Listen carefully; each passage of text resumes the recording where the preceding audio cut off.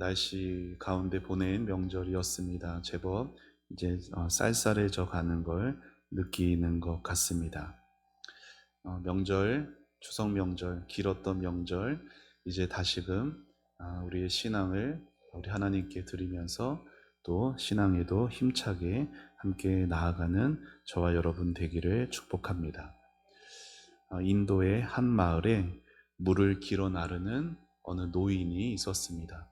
물을 길어 나르는데 어깨에 이렇게 지게처럼 지고 양쪽에 물 항아리를 두고 물을 기르는 것이에요.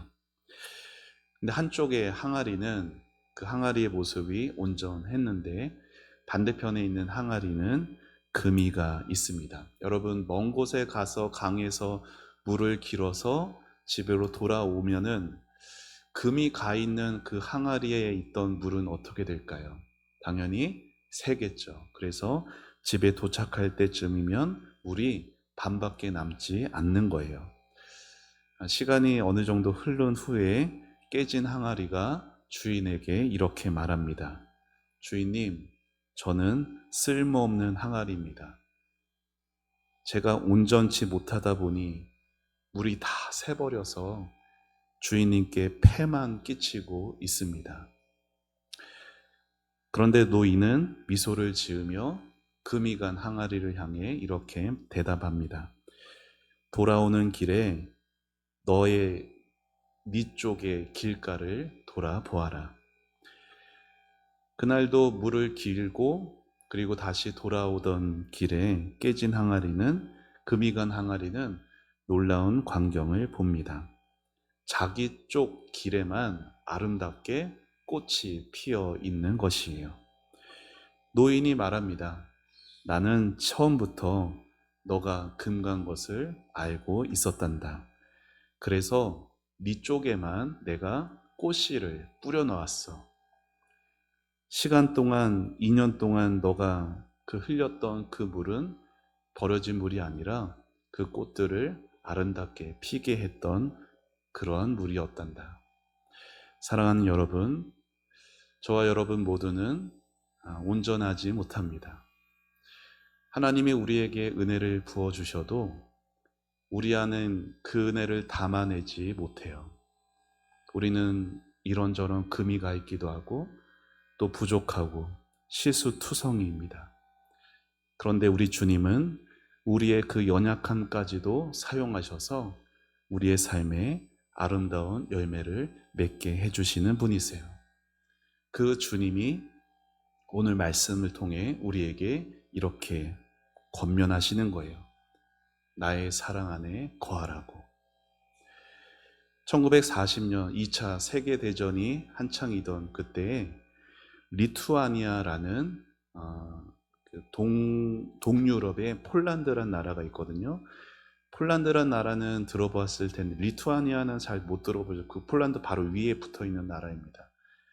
그 나라에 일본 영사 스기야라 치우네라는 일본 영사가 있었습니다. 하루는 그 전쟁이 한창이던 1940년 7월 말에 자기 집에 모여든 유대인 난민들을 보게 되었어요. 나치의 위협이 점점 다가오고 있었고 그들은 절박하게 자기가 일본 거기를 통과하도록 허락해 줄 것을 요청합니다. 스기야라는 일본 정부에 비자 발급을 요청했으나 일본 정부는 유대인들의 비자 발급을 거절합니다. 그는 고민에 빠졌죠. 정부의 명령을 들으면 자기 위치나 자기 안전이 보장되지만 눈앞의 사람들은 죽음을 맞이하게 될 게 뻔했기 때문입니다. 이 스기야라는 일본인이었으나 신앙이 있는 사람이었어요. 그러한 선택의 상황에서 신앙의 양심을 지킵니다. 결국 1940년 7월 31일부터 8월 28일까지 약 한 달 동안 그와 그의 아내는 밤새도록 밤낮 없이 비자를 만듭니다. 심지어 그 영사관이 폐쇄되고 기차로 그곳을 떠나야 하는 순간에서도 기차 창문에서 계속해서 비자를 던져주었고 마지막에는 도장까지 그 난민에게 건네주며 계속 비자를 만들도록 했다라고 합니다. 스기야라가 발급한 2140개의 그 비자를 통해 약 6천여 명의 유대인들이 시베리아 횡단 기차를 타고 안전한 곳으로 피신할 수 있게 되었다라고 해요. 전쟁이 끝난 후에 1946년에 이 스기야라는 정부의 명령을 어긴 이유로 나라에서 해고당하게 됩니다. 그런데 훗날에 그는 이러한 고백을 하죠. 나는 그때의 선택을 후회하지 않습니다. 내가 한 일은 하나님 앞에서 마땅히 해야 할 일이었습니다. 그리고 오늘날에 그는 일본의 쉰들러라는 그러한 별칭으로 불리기도 해요. 우리는 그 스기야라라는 사람을 통해서 주님의 사랑이 어떻게 흐르게 되는가를 보게 되죠. 자신과 아무 상관없는 사람들, 민족도 지위도 다 달랐지만 이웃의 고통을 외면하지 않고 주님이 몸소 보여주셨던 그 사랑을 스기야라는 선택했던 것이에요. 여러분, 우리나라는요, 사면이 다 막혀 있습니다. 동과 남쪽은 바다로 막혀 있고, 그리고 북쪽도 북한으로 막혀 있어요. 때문에 하늘에서 비가 내리지 않으면 우리나라는 극심한 가뭄을 겪을 수밖에 없죠. 특히 올 여름 극심한 가뭄 때문에 강릉이라는 그 한 도시가 큰 어려움을 겪기도 했잖아요. 지금처럼 비가 계속 오면은 산이건 들이건 시내의 물이 콸콸 넘치겠으나 가뭄이 들면 금세 바닥을 드러낼 수밖에 없습니다. 저와 여러분의 삶에도 여러 시내들이 있어요. 돈의 시내, 건강의 시내, 가족 관계, 인간 관계의 시내가 있겠죠. 하지만 이 모든 것은 다 상황에 따라 언제든 마를 수가 있습니다. 우리가 지난 코로나를 겪으면서 그것을 분명히 확인했잖아요. 건강했던 사람이 갑자기 쓰러지는 일도, 그리고 당연하게 여겼던 일상들이 다 멈춰버렸던 일들을 우리는 기억합니다. 그러나 그러한 혼란 속에서도 변하지 않는 것이 있으니 그것은 바로 우리 주님의 사랑이라는 것이에요. 예수님은 오늘 말씀에서 포도나무 비유 말씀인 15장 말씀을 하시며 오늘 말씀에서는 나도 너희를 사랑하였으니 나의 사랑 안에 거하라 말씀하시죠. 거한다라는 것은요, 이 메노라는 헬라어는 단지 머문다라는 의미가 아니에요.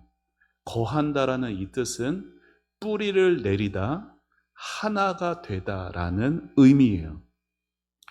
현대의학이 밝혀낸 것 중에 흥미로운 사실이 하나 있는데요. 엄마가 이제 아기를 뱃속에 몇 달 동안 데리고 있죠? 10달 동안. 그러면요, 그 뱃속에 있는 태아가, 그 아기가 엄마로부터 모든 양분을 공급받아요. 그렇죠? 그런데 그냥 엄마 뱃속에서 양분만 공급받는 게 아니라 아기가 엄마 뱃속에 있을 때 10개월 동안 듣는 게 있어요. 그게 뭐냐면 엄마의 심장 소리예요. 매 순간마다 그 뱃속의 아기는 엄마의 심장 소리를 들으며 커갑니다. 그래서 갓 태어난 아기를 엄마가 품에 안게 되면은 가슴에 안으면은 아기가 뭘 느낄까요? 엄마의 심장 박동에 느끼는 거예요. 그래서 갓 태어난 아기가 엄마의 품에서 가장 안정을 찾는다는 게 의학적으로 밝혀진 사실입니다. 우리가 주님 사랑 안에 거한다라는 건 이렇게 그런 의미에서 주님의 심장 박동과 함께 호흡한다 말할 수가 있을 것 같습니다. 우리가 주님의 사랑 안에 뿌리를 내리고 주님의 품 안에 거하면은 우리 안엔 안정과 평안을 누리며 나타나게 되는 반응이 있습니다. 그게 10절 말씀이에요. 자, 10절을 같이 읽어봅시다. 시작. 내가 아버지의 계명을 지켜 그의 사랑 안에 거하는 것 같이 너희도 내 계명을 지키면 내 사랑 안에 거하리라. 아멘. 주님의 품 안에서 내가 우리 주님께 사랑받고 있을 때 우리 안에 나타나는 자연스러운 반응은 뭐냐? 순종이라는 것입니다. 그런데 성도들은요, 10절의 이 빨간색 부분을 오해해요. 어떻게 나와 있어요? 내 계명을 지키면 내 사랑 안에 거한다. 이게 마치 조건인 것처럼 내가 순종을 잘해야, 내가 하나님 말씀대로 잘 살아야 하나님께 사랑받는다라고 그렇게 오해하는 것이에요. 그런데 여러분, 이것은 순서를 잘못 이해한 것이죠. 저와 여러분은요, 어떻게 구원을 받았어요? 순종을 잘해서 구원받았습니까? 아니에요. 우리는 순종을 잘해서 구원받은 게 아니라 구원을 받았기 때문에 뭐 하는 거예요? 순종하는 것이에요.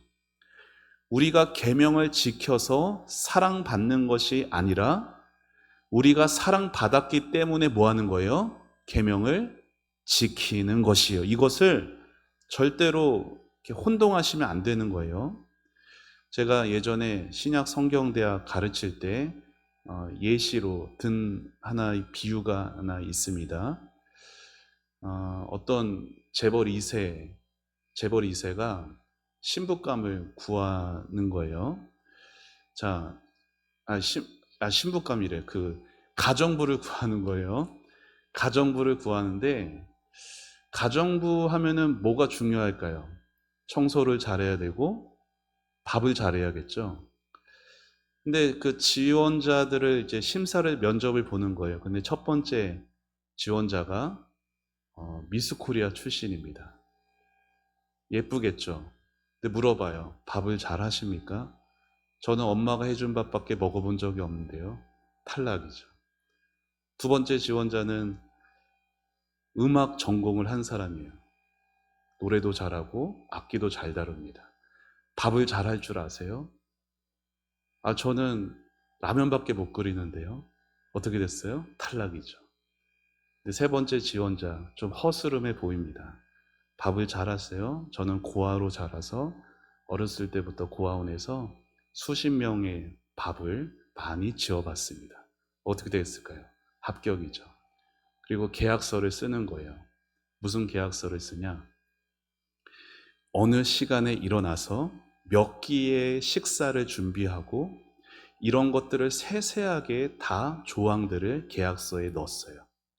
그리고 그 계약서를 1일부터 30일까지 한 달 동안 완벽하게 지키면 월급으로 500만 원을 준다라는 게 계약 사항이었어요. 자, 29일 동안 잘 지켰습니다. 근데 기상시간까지 정해져 있었는데 기상시간은 오전 6시였어요. 자, 그런데 마지막 30일째 날 오전 6시 1분에 일어났습니다. 자, 그러면은 계약을 지켰습니까? 못 지켰습니까? 못 지켰어요. 자, 계약을 못 지켰기 때문에 그 주인은 가정부에게 월급 500만 원을 줘야 됩니까? 안 줘도 됩니까? 안 줘도 되는 거예요. 우리 생각에는 마지막 날에 1분 늦었으니까 그래도 495만 원은 줘야 되지 않겠냐 생각할 수 있지만 영원 1원도 안 줘도 되는 게 계약서의 조항입니다. 자, 그런데 그렇게 돈을 벌기 위해서 아침 6시부터 일어나서 그 주인의 모든 끼니 때마다 십첩반상을 그렇게 철저하게 준비를 해야 월급을 받았던 가정부가 시간이 지나면서 주인과 사랑에 빠지게 됐어요. 그래서 둘이 결혼을 하게 됐습니다. 결혼을 했으면 이제 그 가정부였던 아내는 어떻게 했을까요? 이제 늦잠 자고 십첩반상이 아니라 시켜 먹고 그러게 살았을까요? 아니라는 거예요. 더 일찍 일어나서 십첩반상보다 더 풍성한 것, 더 양질의 좋은 재료를 구해서 음식을 준비합니다. 왜 그럴까요? 돈을 벌기 위해서입니까? 아니에요. 왜 그렇죠? 이제 주인이었던 그 남자를 내 남편으로 뭐 하니까? 사랑하니까 그렇게 된 거예요. 아내가 남편을 위해 음식을 만드는 것은 예전에는 500만 원이란 월급을 받기 위해 의무였지만, 이제 부부관계, 사랑의 관계로 맺어진 아내는 남편을 위해 음식을 준비하는 것이 의무가 아니라 기쁨이요, 특권인 것이죠. 다른 어떤 여자도 할 수 없는 걸 내가 나의 남편을 위해 한다라는 거예요. 진정한 사랑에는 섬김이 기쁨이고 희생이 특권인 법입니다. 나치 독일에 저항하다가 순교한 목사님이 계셨어요. 독일 목사님. 디트리트 보네퍼. 아주 유명한 목사님입니다. 그 목사님이 1945년 4월 9일에 독일에 있는 한 수용소에서 순교합니다. 그런데 사실 이분은 미국에서 신학 교수로 제의를 받고 얼마든지 전쟁 없는 편안한 곳에서 안락한 삶을 살아갈 수가 있었어요. 그런데 자기 조국 교회가, 여러분 독일에 있는 교회들이요, 히틀러가 그렇게 전쟁을 벌일 때 어떻게 했는지 아세요? 히틀러를 옹호했어요. 교회가. 이러한 독일의 어두워진 기독교를 보며 보네퍼 목사님은 독일로 갑니다. 거기서 진정한 복음의 빛을 전하기 위해, 그리고 나중에 전쟁이 끝나고 나서 조국교회가 다시 회복될 때 내가 조국교회를 외면한 채 나 편하자고 미국에 있다라고 전쟁 끝나고 나서 가면은 그때 가서는 조국교회를 다시 재건할 수 없을 거라 생각했기 때문에 위험을 무릅쓰고 그 땅으로 다시 돌아갔어요. 그러나 우여곡절 끝에 순교를 당하게 되었고, 순교를 앞둔 처형당하는 그 바로 전날에 같이 수감되어 있던 영국의 포로로 있던 조종사 한 명에게 보네퍼는 이렇게 말했어요. 이것은 끝이지만 나에게는 생명의 시작입니다. 이 땅에서의 나의 육신의 호흡은 내일로 끝나겠으나 나에게는 주님과 함께 보는 영원한 영생의 시작이 되는 것이에요. 여러분, 순종이라는 것, 주님을 위해 헌신한다라는 것은요, 은혜가 많이 필요합니다. 여러분, 인간의 힘으로, 의지로는 주님을 위해 섬길 수도 없고 그 섬김에는 언제나 넘어짐과 한계가 부딪힐 수밖에 없어요. 그래서 우리에게는 하나님이 주시는 특별한 은혜가 필요해요. 근데 그 보네포 목사님이요, 나를 따르라라는 책에서 은혜에 대해서 이런 말을 했어요. 자, 제가 읽어드리겠습니다. 값싼 은혜는, 이 목사님이 값싼 은혜가 있고 값비싼 은혜가 있다라고 말해요. 값싼 은혜는 어떤 은혜냐? 회개 없는 용서의 설교, 제자됨이 없는 은혜, 십자가 없는 은혜, 살아계신 예수님이 그 삶에 없는 은혜. 값싼 은혜는 그저 나를 위한 은혜라는 거예요. 여러분, 금요 기도의 자리 왜 오셨어요? 여기 있는 것처럼 그저 나만 위로받기 위해서 왔다면 내가 오늘 그 추구하고 사모하는 은혜는 값싼 은혜가 될 수 있다라는 거예요. 그러면 반면에 값비싼 은혜란 무엇이냐?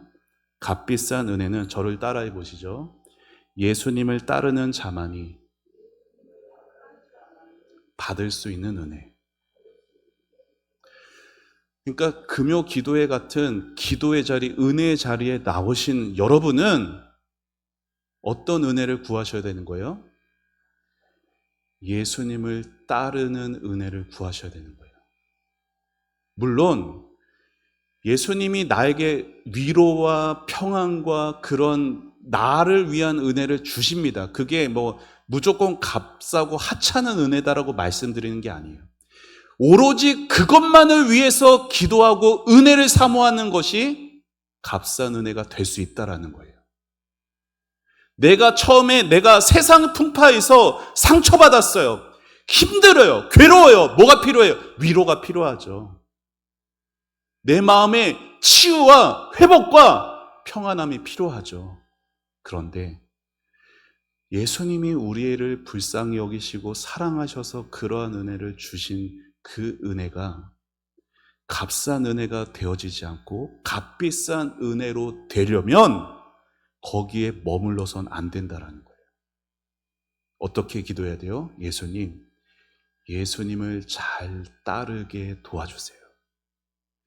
예수님을 따를 수 있도록 저에게 주신 그 은혜, 값비싼 은혜가 되게 해주세요. 십자가의 대가를 잊어버리는 은혜는 언제나 값싸게 될 수밖에 없는 것이에요.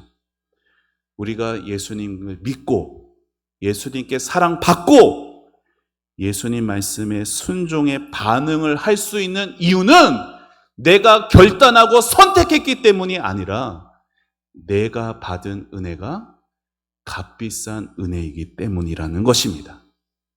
우리 모두는 포도나무이신 예수님께 붙어있는 아주 존귀한 한 분 한 분이세요. 예수님이라는 포도나무에 붙어있는 여러분 한 분 한 분은 어떤 누구도 하찮은 분이 없어요. 다 존귀하신 분이십니다. 자, 서로 이렇게 한번 인사해 보시죠.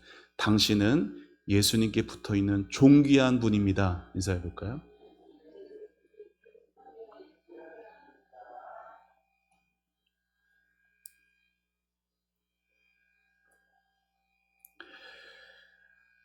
포도나무와 가지의 관계를요, 식물학적으로, 과학적으로 이렇게 살펴본 사람들이 있습니다. 학자들이. 가지는 나무에 붙어 있게 되면은 나무로부터 뭘 받을까요? 다 받아요. 영양분, 수분, 여러 가지 다 받아요. 그런데 동시에 그 가지에 붙어 있는 잎에서 뭐가 일어나냐면 햇빛을 받으면 식물은 뭐가 일어나죠? 광합성이 일어나죠. 그 광합성으로 인한 양분은 또 가지로 보낸다라고 합니다. 그러니까 가지가 나무에 붙어 있는다는 건 그냥 일방적으로만 받는 관계가 아니라 서로 상호 간에 주고받는 관계가 되어진다라는 것이에요. 무슨 말이에요? 우리가 신앙생활 하면서 모든 은혜들은 다 예수님으로부터 옵니다. 모든 신령한 은혜들은 다 예수님으로부터 오는데 그 은혜가 우리 안에 값비싼 은혜로 우리 안에 맺어지는 열매들이 있어서 그 열매로 우리는 예수님께 뭘 드리는 거예요? 영광을 드리게 되는 것이에요. 우리가 주님과의 관계에서 주님의 계명에 순종하는 것은 내가 예수 믿은 지 얼마 됐으니까 아니면 내가 직분이 무엇이니 이 정도는 해야지가 아니라 주님께 사랑받고 주님을 사랑함으로 인한 자연스러운 반응이라는 것이에요. 순종이라는 것은 우리를 얽어 묶는 것이 아니라 사랑으로 인도하는 길입니다. 닉 부이치치라는 분은 아시는 분 있으실 겁니다. 이분이 1982년에 태어났죠. 근데 태어났는데 팔다리가 없는 거예요. 태어났는데 사고를 당해서 사지가 없는 게 아니라 태어나자마자 사지가 없이 태어났죠. 뭐만 있어요? 왼쪽에 그 발도 아닌데 발 같은 거 발가락 2개 모양만 이렇게 딱 있는 거예요. 아무것도 없어요. 몸뚱아리만 있어요. 머리하고. 그 삶이 어떠했겠습니까? 여러분 얼마나 우울증과 자살 충동이 많았는지 8살 한창 웃고 떠들고 신나게 놀아야 할 8살에 닉 부이치치는 욕조에 몸을 던져서 죽으려고 했습니다. 하지만 부모님을 생각하며 포기하기도 했죠. 그러던 중에 청소년 15살 때 성경 말씀 한 구절을 읽게 됐어요. 요한복음 9장에 나오는 말씀이에요. 요한복음 9장에 누구 이야기가 나오는지 아세요? 실로암 맹인이 나옵니다. 여러분, 실로암 맹인이 사고를 당해서 앞을 못 봤을까요? 태어나자마자 앞을 보지 못했죠. 사람들은 그를 향해서 조롱합니다. 저가 무슨 죄를 졌길래, 아니면 그 부모가 무슨 죄를 졌길래. 근데 예수님이 뭐라고 말씀하세요? 이 사람이나 그 부모의 죄가 아니라 그에게서 하나님이 하시는 일을 나타내고자 하심이라. 그 말씀이 우울증과 자살 충동에 겪고 있던 그의 마음에 빛과 같이 와닿았어요. 오늘날 닉 부이치치는 전 세계를 다니며 복음을 전하는 전도자가 되었습니다. 제가 보니까 결혼도 했어요. 자녀도 낳았어요. 신기하죠? 4명이나 자식이 있더라고요. 그는 이렇게 말합니다. 나는 팔다리는 없지만 나는 예수님 안에서 모든 것을 가졌습니다. 나는 휠체어에 앉아 다니지만 예수님의 사랑 안에서 나는 자유롭습니다. 사람들은 나의 장애를 보지만 나는 하나님의 능력을 봅니다. 사랑하는 여러분, 그의 삶이 우리에게 이렇게 질문합니다. 나는 오늘 뭘 의지하며 살아가고 있는가? 나의 능력인가 아니면 주님의 사랑인가? 주님의 사랑 안에 거한다라는 것은요, 주님의 사랑 안에 내가 뿌리를 내리고 주님과 하나가 되어진다는 건 어떤 특별한 종교적 체험을 말하는 게 아니에요. 우리가 주님의 사랑 안에 거한다는 것은 매일의 삶의 평범한 일상에서 선택하는 삶이에요. 주님의 사랑이 막 부어져서 막 어떤 환상을 보거나 막 기적이 펑펑 일어나는 게 아니라 하루에 아침에 눈을 뜰 때 선택하는 거예요. 나는 오늘 내 삶의 뿌리를 어디에 내릴지. 오늘도 불투명한, 불안한 그 불안과 두려움에 내 삶의 뿌리를 내릴지, 아니면 주님의 변하지 않는 사랑에 내 삶의 뿌리를 내릴지 내가 선택하는 거예요. 요한복음을 기록한 사도 요한이요, 요한 1서에서 사랑에 대해서 이렇게 말했죠. 같이 읽어봅시다. 시작. 사랑 안에 두려움이 없고 온전한 사랑이 두려움을 내쫓나니. 아멘. 현대인의 가장 큰 문제 중에 하나가 무엇냐면 불안장애예요. 불안장애.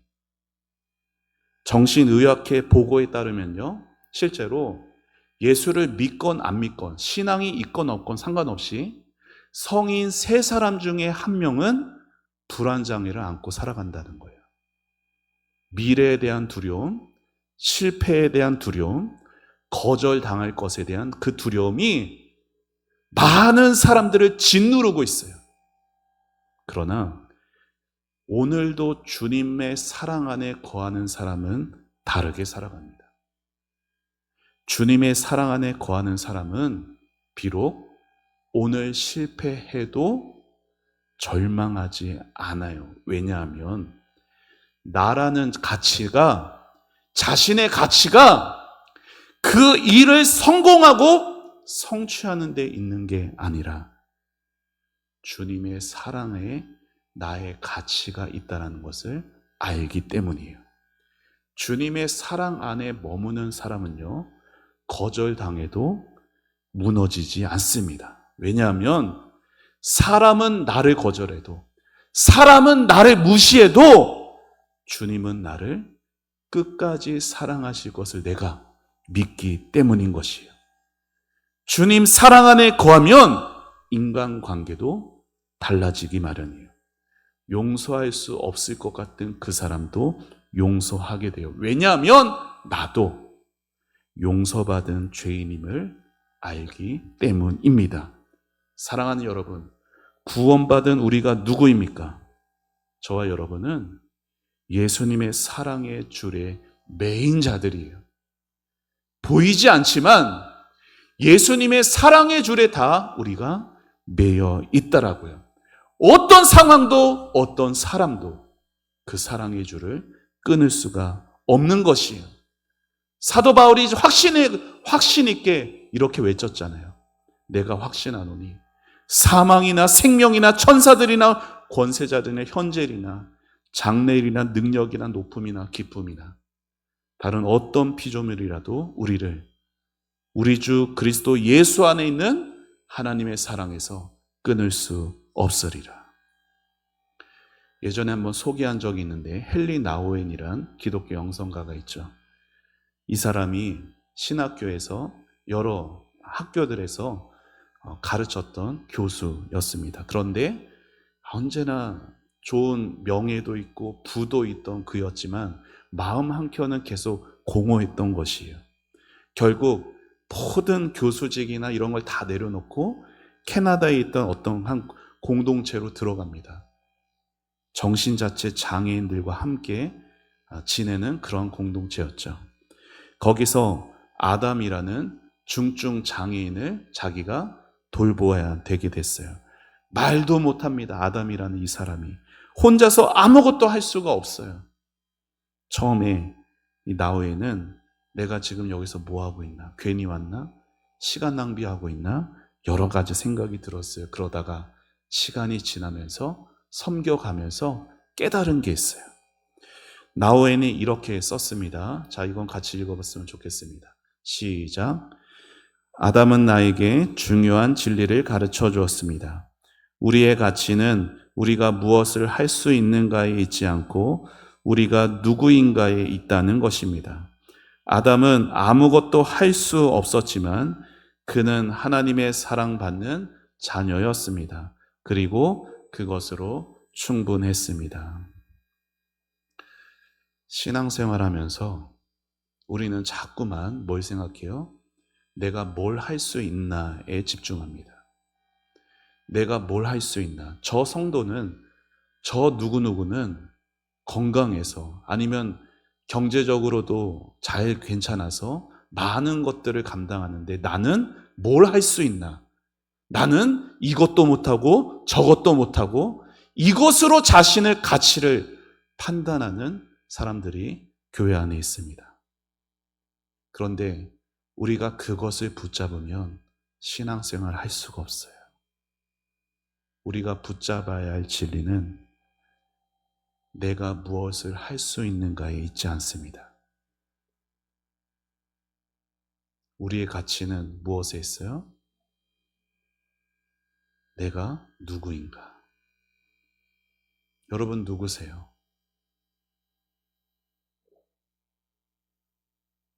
그저 가난하고 몸 불편한 그런 사람입니까? 아니라는 거예요. 여러분 한 사람 한 사람은 예수님께 사랑받는 가장 존귀한 인생입니다. 여러분이 내가 누구인가에 집중하셔야 돼요. 무엇을 할 수 있는가는 그 다음이에요. 내가 누구인가? 내가 예수님께서 나밖에 없는, 나만 구원받더라도 이 땅에 오신 나의 주님, 나를 끔찍이도 사랑하시는 나의 주님이라는 이 사실이 내 마음 가운데 깊이 와닿아야 내가 할 수 있는 그 작은 순종에도요, 얼마나 기쁨이 넘치는지 몰라요. 지금 교회 안에서 별로 할 수 있는 게 없다라고 느껴지세요? 그럼에도 여러분은 주님께 사랑받는 귀한 존재예요. 우리가 금이 쩍쩍한 그러한 물이 줄줄 새는 그러한 연약한 항아리 같아 보일지라도 우리가 붙어있는 포도나무의 주인이신 하나님 아버지는 우리가 포도나무이신 주님께 붙어있는 걸 단 한 번도 후회하신 적이 없습니다. 하나님 아버지는 오늘도 여러분을 사랑하세요. 그러니 두려워하지 마십시오. 주님의 사랑이 오늘도 여러분과 함께하며 그 주님이 절대로 여러분을 혼자 두지 않습니다. 언제나 주님의 사랑 안에 거하십시오. 하나님의 말씀 안에 거하세요. 기도 안에 거하세요. 여러분이 말씀을 들여다보고 기도에 무릎을 꿇을 때 주님의 사랑이 얼마나 여러분의 큰지를 주님이 알게 하실 것입니다. 그 값비싼 은혜를 받아야 우리가 순종할 수 있는 거예요. 은혜 없이 순종하면 반드시 시험 듭니다. 그러나 값비싼 은혜는 우리 안에 순종하면 순종할수록 더 큰 기쁨과 더 넘치는 은혜를 부어주시는 줄 믿습니다. 주님이 오늘도 말씀으로 우리에게 초청하십니다. 나의 안에 거하라. 내 사랑 안에 거하라. 내 말씀 안에 거하라. 주님의 그 초청 앞에 아멘으로 반응하며 내가 무엇을 할 수 있는가 보다 내가 누구인지, 내가 얼마나 주님께 사랑받는 자인지를 깨닫고 감사하며 여러분이 할 수 있는 범위 안에서 복되게 기쁨으로 행복하게 순종하며 신앙생활하는 여러분 되시기를 우리 예수님의 이름으로 축원합니다. 우리 함께 찬양하고 기도하겠습니다.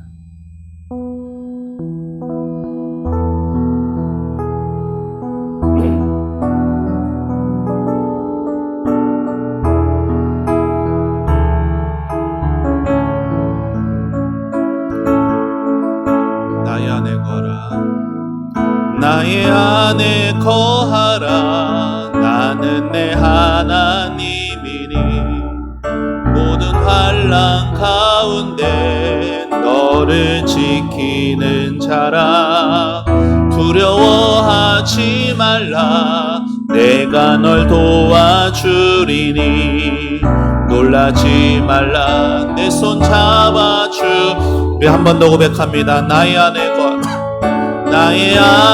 거하라. 나는 내 하나님이니 모든 환난 가운데 너를 지키는 자라. 두려워하지 말라. 내가 널 도와주리니 놀라지 말라. 내 손 잡아주리라.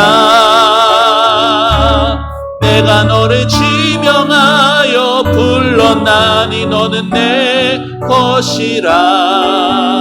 내 것이라. 너의 하나님이라. 내가 너를 보배롭고 존귀하게 여기노라.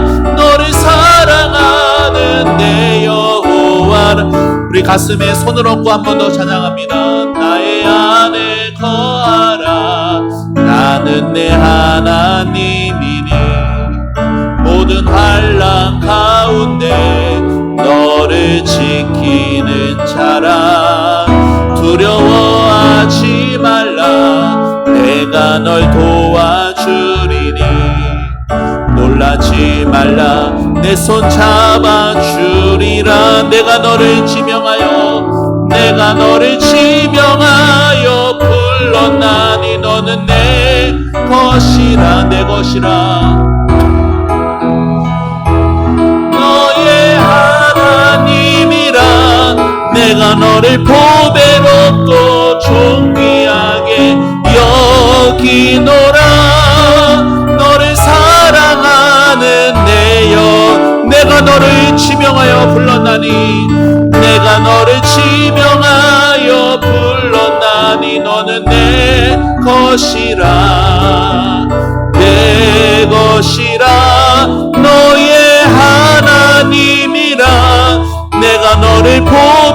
보배롭고 존귀하게 여기노라.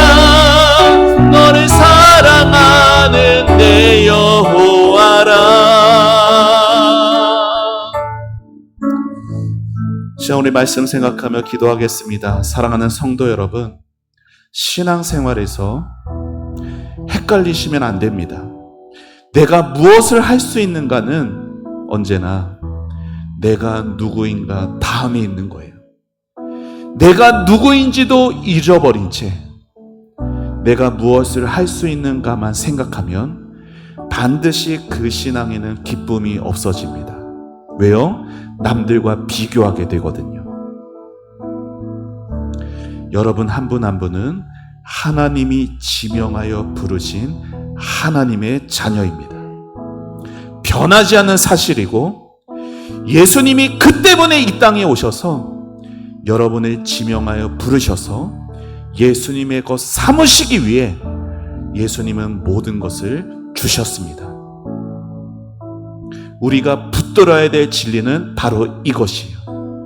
내가 예수님께 붙어있는 하찮고 보잘것없는 존재가 아니라 보배롭고 존귀한 자라는 것. 비록 나의 안에 여러 가지 금도 가 있고, 비록 하나님이 은혜와 사랑이 내가 많이 흘려버리고 또 그렇게 사는 것 같을지라도 하나님은 보배롭고 존귀한 여러분 한 분 한 분의 그 금이 간 약함까지도 사랑하십니다.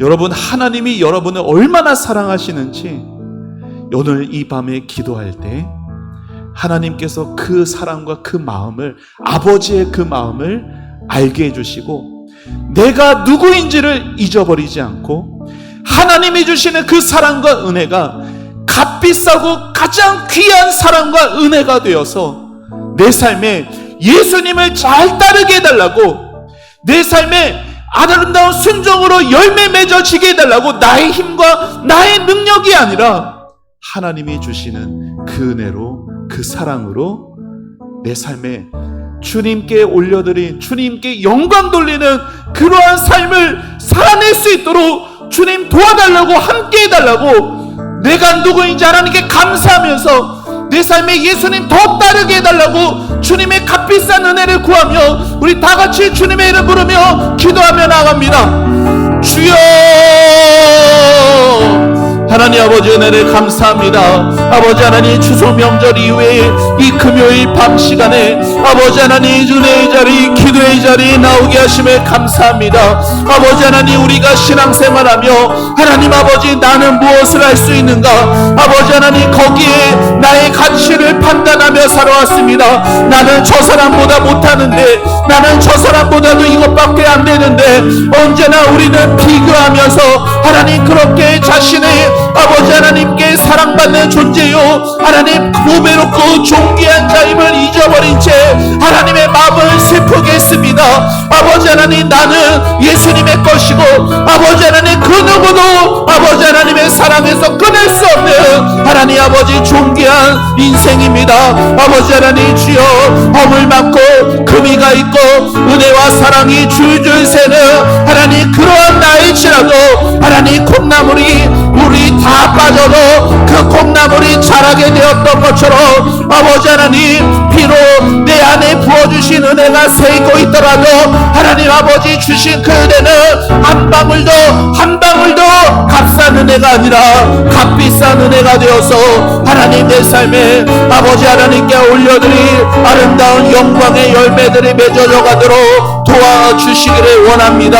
아버지 하나님, 주님께서 우리에게 주시는 놀라운 은혜가, 아버지 하나님이 주시는 그 사랑이 하나님 아버지께 무언가를 얻어내기 위한 아버지 하나님 의무가 되지 않게 하여 주시고, 아버지 하나님 주여 나의 순종이 하나님께 무언가를 얻어내기 위한 하나님 수단이 되지 않게 하여 주시고, 하나님 아버지를 그저 사랑함으로 하나님 아버지의 사랑의 관계 때문에 더 순종하게 하시고 더 섬기게 하시고 더 즐거이 기쁨으로 드리게 하여 주옵소서.